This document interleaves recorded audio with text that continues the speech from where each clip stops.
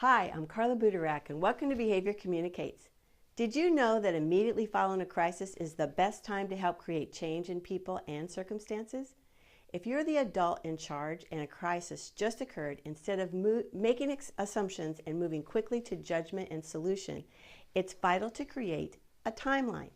Have you ever seen a detective show where the detective starts investigating a crime by establishing a timeline? How do you do this? It's simple. You start by asking all kinds of WH questions: who, what, where, when, and why, and other questions starting with the words did and how. Let me give you 3 categories to focus on for your timeline. First, use questions concerning time, like when did this all start? What happened before the accident? Or what happened next? Use questions concerning people, like who was all there? What was she wearing? Did he have something in his hand at the time?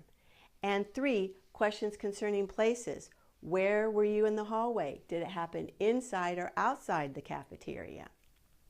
Think about this for a minute. What does establishing a timeline communicate to your child? 2 things. First, that you care enough to listen to the facts. And second, that you're serious about solving the conflict in a fair manner. Powerful stuff. I recently did a timeline with an older student who was trying to blame his resource teacher for getting a poor grade on his English paper. I went to help calm him down because he was having a royal fit about his grade. He was saying that his resource teacher didn't give him enough help, and because of this, he got a poor grade. According to him, it was all her fault.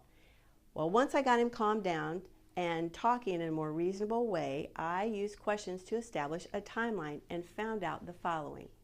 On Wednesday, April 16th, Joe asked his resource teacher to help him with his paper. She sat down with him. They worked on the paper on Wednesday and Thursday. Then he turned his paper in. Joe got the paper back on Friday with a failing grade. Joe was furious and blamed his resource teacher for not helping him enough. I was able to establish through a timeline that the paper was actually due on Tuesday, April 15th, a day before Joe asked for help. I was able to show him that although his teacher responded immediately to his request for help, that it was his fault that he got a failing grade since he had already missed the deadline. He was able to see this event in a more rational light and own up to his role and responsibility in the situation. Next time you have a crisis, establish a timeline before you jump to conclusions and solutions. Get your facts straight first and communicate to your child or your student that you care enough to see the whole picture before moving ahead. Remember, the more we know about how to help the child or the students we love, the better quality of life they will have. If you like this video, please leave a comment below and share it with all your friends, coworkers, and parents that you know.